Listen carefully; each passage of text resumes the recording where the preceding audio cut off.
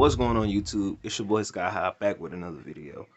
Um About to do a quick review here in a second about Raw, NXT, AEW. Talk a little bit about SmackDown and takeovers tonight. I'm still trying to figure out if I'm a live stream that or do whatever we want to do. You feel me? How you doing? How y'all doing? Y'all doing all right? Y'all doing all right? Hope y'all doing well. By the way, happy Valentine's Day to all you lovers out there. But that ain't about this. That ain't about this. So, without further ado, let's get into it.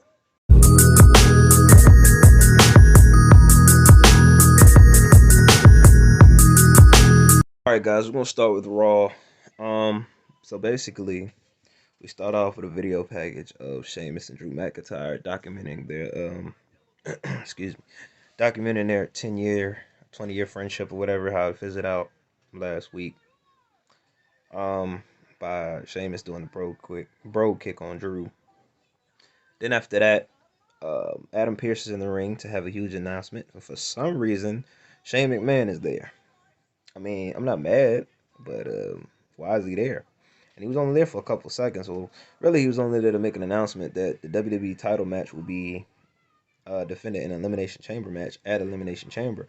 And the participants are former WWE champions, which is AJ Styles, Drew McIntyre, the champion, of course, The Miz, and he has Money in the Bank, so I don't even know why the fuck he's in there.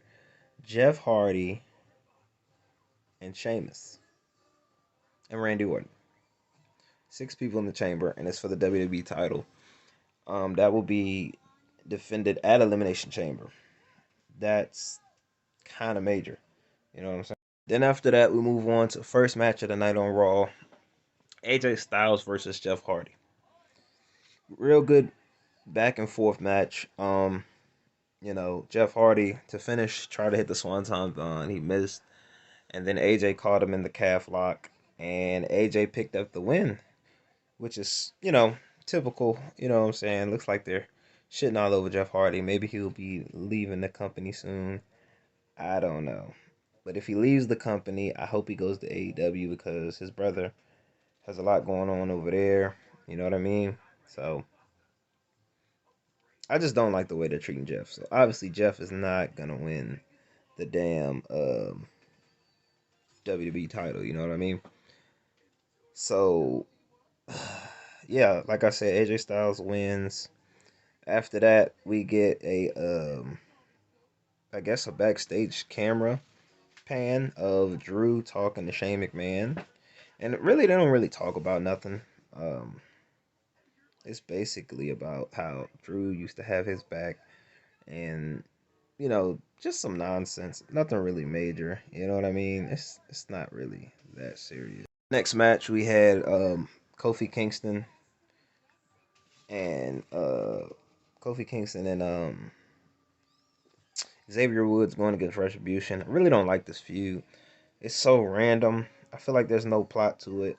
I mean, the whole reason behind it is Mustafa Ali's mad at Kofi because remember when Kofi got that push at the last Elimination Chamber and he went on to become champion at WrestleMania? Mustafa Ali got injured then and Kofi was his replacement. And now Mustafa's mad that, you know what I'm saying, Kofi Kingston got the world title of the WWE Championship, and he said that was supposed to be his spot and his chance to, I guess, be champion. But this feud is kind of boring. Not even gonna lie to you, it's not even all that important. It was an okay match, but other than that, it wasn't nothing to go back and watch. Nothing exciting. You know what I mean? Like I said, Kofi and Xavier won that, so hats off to them. Nothing major there. Moving on from that, the next match was Charlotte Flair versus Lacey Evans. I like this feud. As crazy as this might sound, I know a lot of people are like, they're tired of seeing Charlotte, and then they're shitting on Lacey. Lacey is actually a good wrestler, and that match from Monday really showed it. It was real back and forth. Charlotte had a hell of a spear on Lacey Evans. Like, goddamn, it was pretty intense. Real back and forth match. Man, I hats off to them. Uh, I wasn't expecting it to be that good. You know what I mean? Fortunately, the match ended in a disqualification after Charlotte Flair just unleashed on Lacey Evans in the corner and just like beat the hell out of her. And she got disqualified because the ref was counting her up, and he counted the 4 and the 5, and she wouldn't let up, so he disqualified Charlotte. So Lacey Evans got the win. Then after that, Charlotte was in Ric Flair's face. That whole feud is just on a personal level. You know what I mean?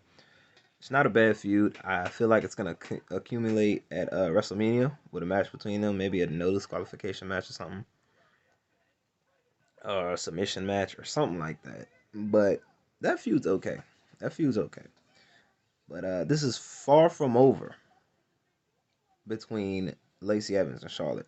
You better believe that. It's very intense. Next, we had Edge come out.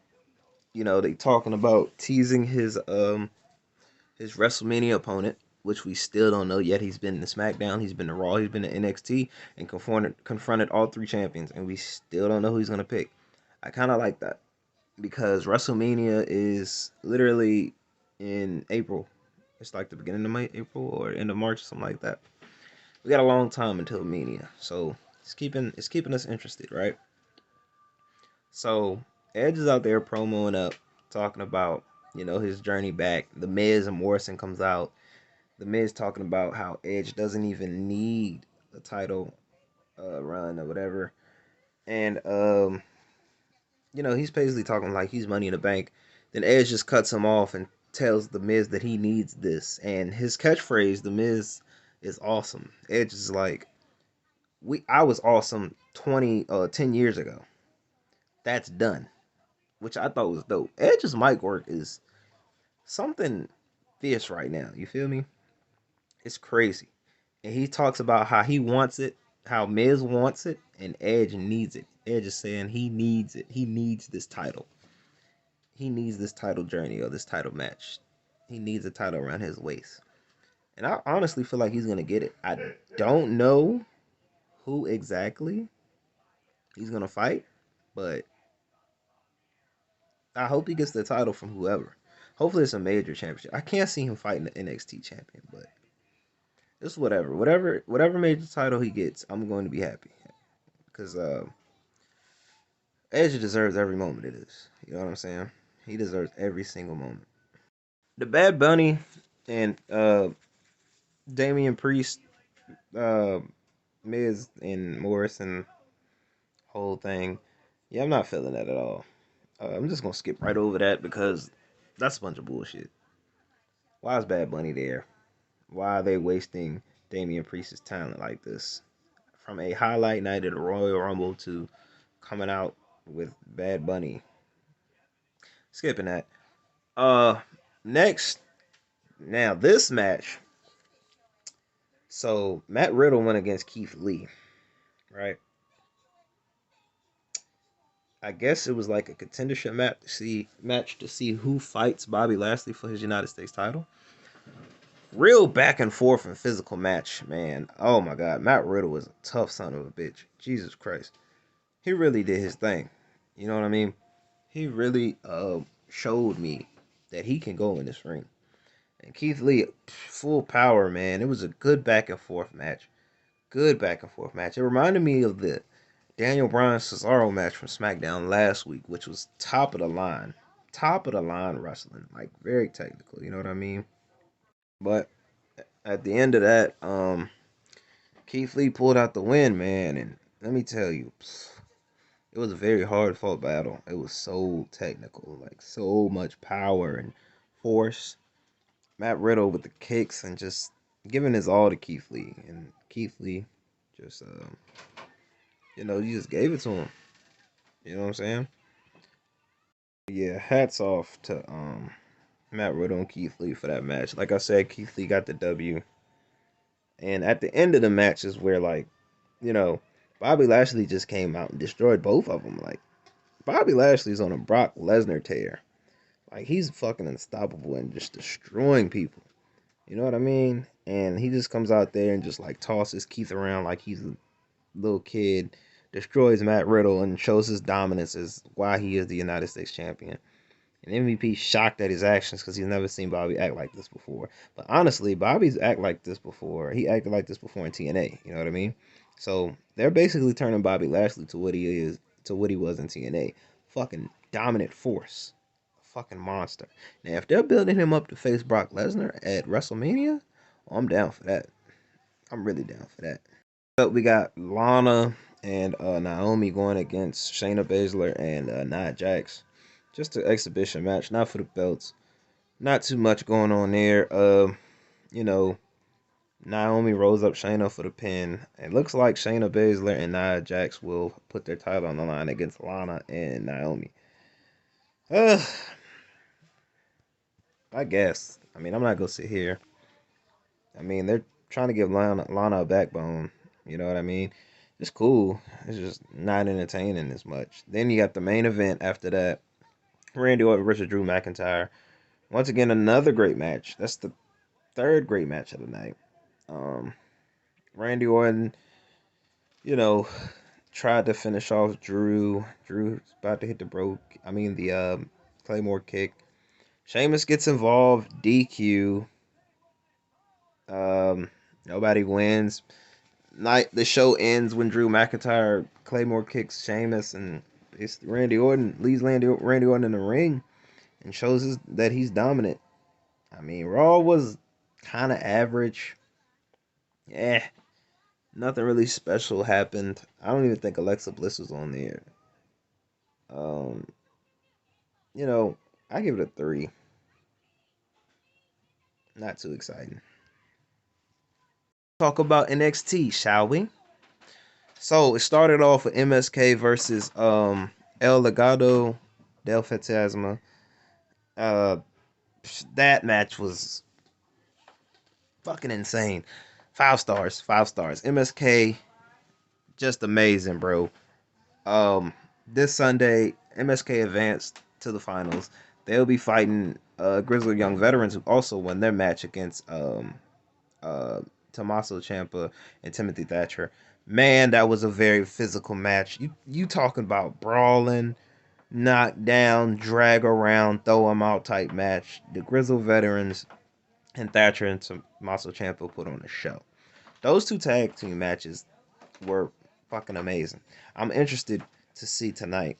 I'm really looking forward tonight to see the Grizzled Young Veterans versus MSK. I hope MSK wins, but then again, I also want the Grizzled Young Veterans to win because the Grizzled Young Veterans been there the longest, and I feel like they deserve this tag team championship opportunity and the Dusty Cup. But it's going to be a great match regardless tonight on NXT Takeover. But I'm really looking forward to it. After that, you had Gargano and Kashida shenanigans. Oh my god. That was interesting. He tried to fake an injury or whatever. And we had Kashida and Johnny Gargano shenanigans. Gargano tried to fake an injury, and Kushida called him out, and then Gargano came out in like a wheelchair and a broken arm or whatever, and then he got up in the middle of it, and Kushida called him out. Um, Kushida had to fight Alex Austin Theory, my bad, and that match kind of went worry. I think Alex Theory kind of got the upper hand on Kushida. Uh, I think. Hold on, let me think about that. Yeah, I think Kushida actually picked up the win. Dexter Loomis was like under the ring. He dragged Austin Theory under the ring, and Johnny Gargano tried to pull him back out. And what happened was Johnny Gargano thought he had Austin Theory out. He was pulling out, but he actually pulled out Dexter Loomis. And I think, yep, Kushida did win because at the end of the match, Kushida put his submission on Austin Theory, and Loomis put his submission on Gargano. And while Kushida was holding that belt up, Loomis was looking at the belt, the NXT title. NXT North America Championship, which leads me to think that Dexter Lumis is looking for a title, which is well deserved. So I don't know. I would love to see Dexter as North America champion, man. You know what I mean? He's not a bad wrestler. He's weird as fuck, but he's not a bad wrestler at all. And this Sunday is well, not this Sunday, tonight, excuse me, is Kashida versus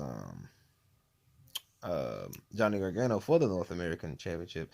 Got a feeling Austin Theory is gonna have something involvement, and Dexter Lumis is gonna be there too. You know. Then we got Ember Moon and Shotzi Blackheart advancing into the Dusty Rhodes Female Classic, and let me just say, it's gonna be Dakota Kai and her partner. I keep forgetting, Gonzalez is her name. They're gonna be going against Shotzi Blackheart and Ember Moon for the Women's Cup. I got Ember Moon winning that. Ember Moon and Shotzi winning that. I feel like Shotzi's a great wrestler. Shotzi has heart. If she don't have anything, she definitely has heart. I would love to see her get some type of acknowledgement, some type of title. One day I hope she has the NXT Women's title. That would be great. But I really see them winning that Sunday. Sunday. Why do I keep saying Sunday? Tonight. Another thing is the triple threat match between Toni Storm, Io Shirai, and Mercedes Martinez. Triple threat match for the women's title. They had a little video package on them on NXT. Really excited about this match.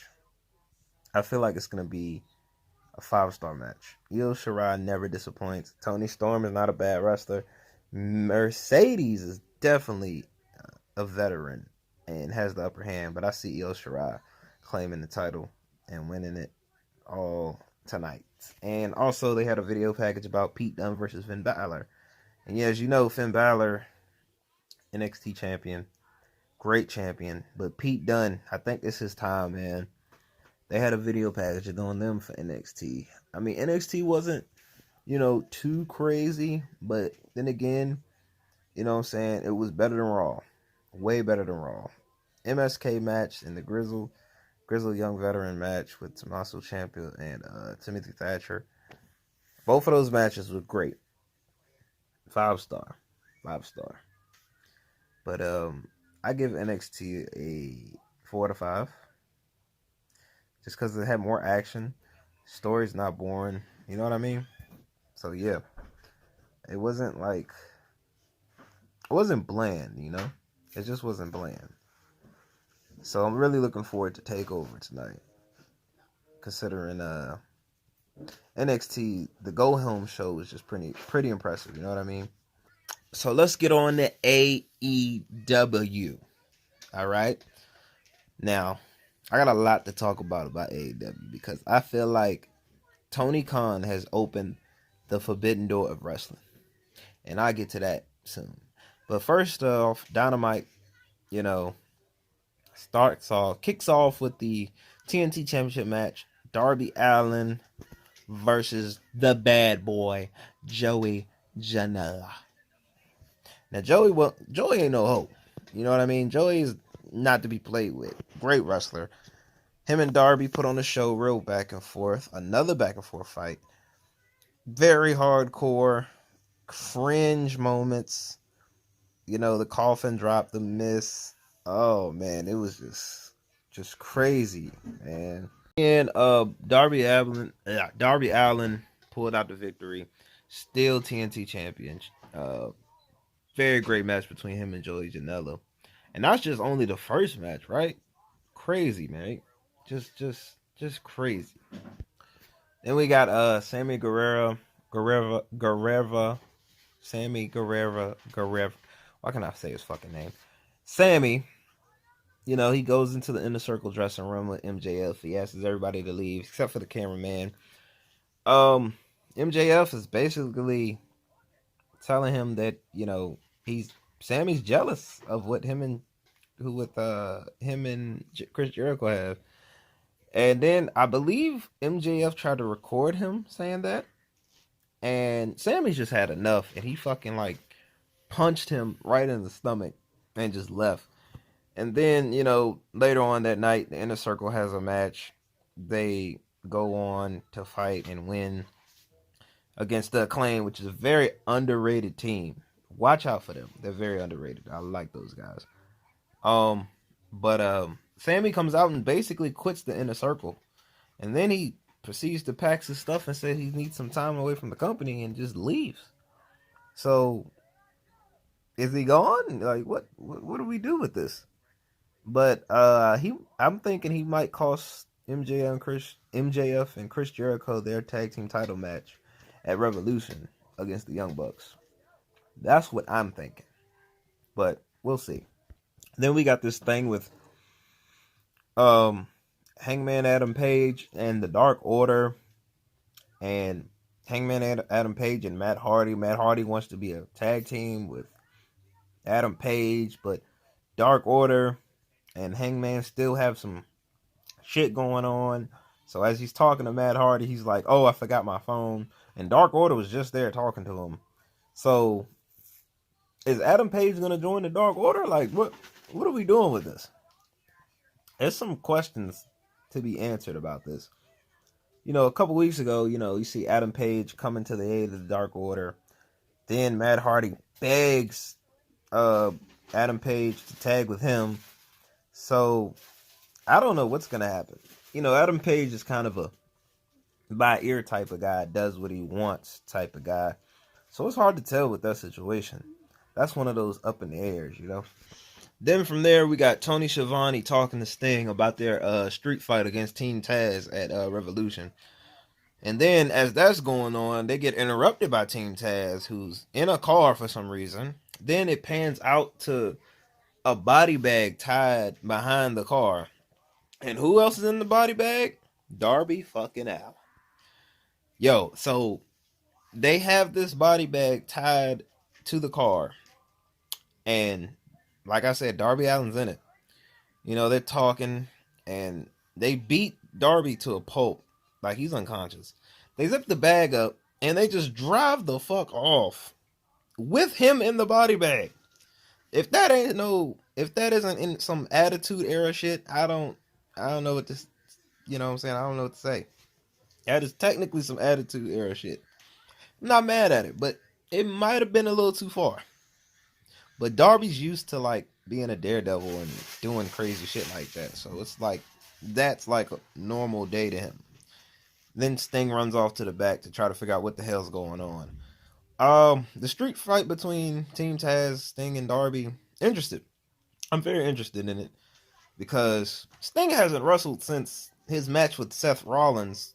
And when that happened, Seth Rollins accidentally may have injured Sting. I'm not going to say may have. Sting hit his neck on the turnbuckle, and, basically he's got the Stone Cold effect with the neck injury. So it's kind of scary. You know what I mean? Basically ended his career, and now here he is in AEW going to wrestle a street fight. So I'm interested to see what happens in that match at Revolution. But it was a crazy scene to see Darby Allin drag behind a fucking car. You know what I mean? In a body bag. That was just crazy. So the main event of AEW was Kenta, who showed up at AEW. Now he's with New Japan Pro Wrestling. Now this is what I want to talk about. So what I meant earlier from Tony Khan opening that forbidden door. You got TNA. AEW wrestlers are showing up on TNA. TNA wrestlers are showing up at AEW. Kenta is with New Japan Pro Wrestling. Kenta's with New Japan Pro Wrestling, right? So you got TNA, not only TNA, but New Japan Pro Wrestling, also involved with AEW. Now, let's get to the match. So we had a tag team match with Jon Moxley and Archer, or is it Archer? Or is it damn, I forgot his name. Lance Archer is what they called him back, but it's something else now. And they went against Kenny Omega and Kenta in a no holds barred falls count anywhere tag team match. Now they were all over the fucking arena, like they were in the back, they were in the kitchen. Jon Moxley had a fucking potato that he smashed over Kenny Omega's head. Like shit was just out of control. The Liberian guy got in. He was just standing around. Kenta GTS'd him. Like shit was out of control on that match, man. Like Jesus Christ, Kenta jumping off the stage through a table on Jon Moxley. Like goddamn, it was definitely a legendary night for AEW when it comes to that match. You know what I mean? Then you had Jon Moxley with Barbie, which is the baseball bat wrapped in barbed wire for you new wrestling fans. Or Barb, as Cactus Jack would call it. You know, he takes that out and just whoops on Kenny.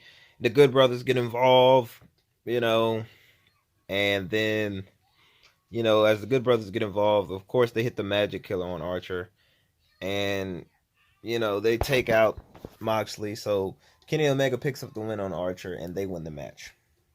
And that ends AEW. Crazy match. A lot of action in that match. Fighting all over the damn arena. They was in the goddamn kitchen. It went from the kitchen, it went from the ring to the kitchen to the stage. Other people got involved and got hit. It was insane. But this has me excited. I'm going to tell you why it has me excited. I've been waiting all week to talk about this.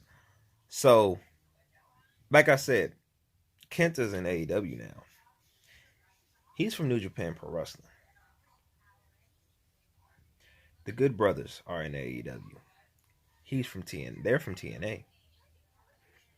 They have aligned with Kenny Omega. They used to be the original Bullet Club. Kenta's part of the new Bullet Club. You see where I'm going with this? You see where I'm going with it? You see where I'm going? Y'all see what I'm talking about? So Kenta's there now. Tama Tonga and Switchblade Jay White have been talking about Kenny Omega. You know what I mean? Are we leading to a New Japan Pro Wrestling invasion? Think about it. Just think about it. Real quick, just think about it. And I've been saving this for the end of the video, but just think about it. You got the Good Brothers there with Kenny Omega, already Bullet Club-esque, right? Kenta shows up out of nowhere. He's part of the new Bullet Club. Jay White's talking shit. Tama Tonga is definitely talking shit. Tony Khan has opened that forbidden door. You know that pay-per-view from last year called Blood and Glory, or Blood, Guts, and Glory? That was supposed to be a War Games match with the Inner Circle and the Elite. That was supposed to be in March. But a little thing called COVID messed that up, right? March is next month. Revolution pay-per-view is in February. March is next month. I say it again. Blood, Guts, and Glory. They've been wanting to do this pay-per-view for a long time. That pay-per-view last year was supposed to be a War Games match. Are we going to see old Bullet Club versus new Bullet Club? Is Jay White and his boys going to invade AEW in a couple weeks? Will they invade AEW at Revolution? I say yes. Tony Khan just did an interview talking about he is the forbidden door. When they asked him, has he opened the forbidden door? This is the start of something huge. This is going to be an invasion for sure, I feel. You know, this is a great time to be a wrestling fan. And I feel like this is going to make WWE like really get on their shit. Because they've been slipping. You know what I mean? They've really been slipping. But Tony Khan has joined forces with TNA. Apparently he's joined forces with New Japan Pro Wrestling, which is fucking huge. That's 3 companies together. WWE is one company, and WWE is a big ass company.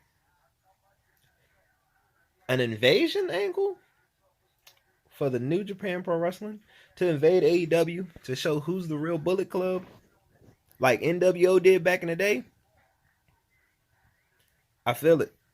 I feel it. I feel it. I feel it. I believe that's going to happen. And when it does, I'm going to tell y'all, I told you so. Shit is getting real on AEW. It's slowly building up. You know, Tama Tonga and them talking shit on their conference about Kenny Omega and the Good Brothers. Something's in the pot. Something's cooking. I'm excited. Like I said, it's a great time to be a wrestling fan. Great time. Just keep your eyes open, because AEW got some shit up their sleeve. You know what I mean? And on that note, we're going to go ahead and end this video on there, on that situation. I just want y'all to sit back and just think about what's about to happen at AEW. Because it's about to be huge. New Japan is coming. New Japan Pro Wrestling is coming. Jay White is coming. The new Bullet Club in the whole are coming to invade. I guarantee it. But yeah, we're going to end the video right there. Tonight is NXT TakeOver. Quick predictions before I go. I got MSK winning the Tag Team Cup for the men. I got Shotzi and Ember Moon winning the Tag Team Cup for the women. I got Johnny Gargano retaining his North American title. I hate to say it. As much as I hate to say it, that's what I got. I got Io Shirai walking out as champion again. You know, it's going to be a hard fought match, but Io Shirai is definitely going to be on top. And I also have Pete Dunne taking the title from Finn. I feel like it's Pete's time, man. I really feel like it's Pete is overdue for an NXT title run. He was the longest reigning UK champion. The Bruiserweight. He doesn't have that name for nothing. You know what I mean? But those are my predictions for tonight at TakeOver. I hope y'all are watching. I hope y'all are tuned into that. Once again, there's another review. I will holler at y'all sometime very soon here. I was going to talk about SmackDown. Only thing from SmackDown was like, apparently the Universal title is going to be in Elimination Chamber too. But I really didn't even watch SmackDown. It's a waste of time to me. I barely watch Raw. But SmackDown is just like, what are you doing, bro? Seth Rollins came back, I know. But until something happens big and major that keeps me interested on SmackDown, that's when I review it. Not y'all want to know what happened on SmackDown, just, you know, watch it or either watch some highlights or something. I'm just giving y'all my opinions, you know, my review of what I think about what's going on in the wrestling world. But yeah. So I'm getting ready to basically get ready for a TakeOver tonight. I gotta fix me something to eat because I'm starving. You know, but I'm gonna shuffle up something real quick and sit down and get ready for tonight's shenanigans. Hopefully it's a good show tonight. Elimination Chambers in a week, 2 weeks maybe. No, Elimination Chambers in a week. Definitely gonna be tuned into that. Revolution is in a couple weeks. Definitely tuned into that. And WrestleMania season. It's WrestleMania season. 2 nights. Saturday, Sunday. I'm definitely locked in. Are you? On that note, I'm in this video. I'm gonna holler at y'all later. Subscribe, follow, comment, share, do what y'all gotta do. Hit the comments, let me know what was your opinions on some of the reviews, what y'all think about Raw, NXT, AEW, what your predictions about TakeOver tonight, or just predictions in general, what's gonna happen in the future of wrestling, of the 3 brands or whatever. Just let me know. I'd love to hear y'all opinions. But y'all have a blessed night. I'm gonna holler at y'all later, Sky Gang. Peace.